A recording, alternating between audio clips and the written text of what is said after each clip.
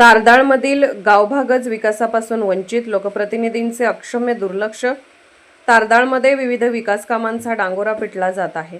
अनेक विकास कामांचा धुमधडाका सुरू असला तरी त्या कामाचा दर्जा तपासला जातो आहे का, हाही प्रश्न आहे। अनेक ठिकाणी अर्धवट कामे करून जनतेची दिशाभूल केली जाते आहे।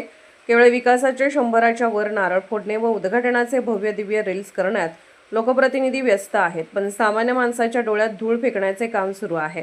विरोधकच सक्षम नसल्यामुळे मनमानी पद्धतीचा विकास चालू असल्याचे ग्रामस्थांमधून बोलले जात आहे। तारदाळमध्ये मुख्य गावातील अनेक प्रश्न प्रलंबित आहेत।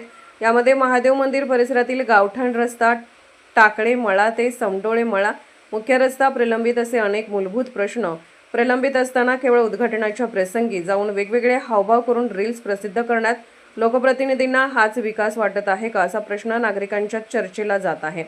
जलजीवन मिशन योजनेचे काम अद्यापही प्रलंबित आहे। तारदाळ गावाला जोडणाऱ्या सर्व रस्त्यात खड्यांची मालिका आहे। असे अनेक भीषण प्रश्न प्रलंबित असताना विरोधकही गांधारीची भूमिका घेत आहेत। कोण कुठल्या पक्षाचा झेंडा घेऊन नाचत आहे याचे कोडे ग्रामस्थांना उलगडत नाही।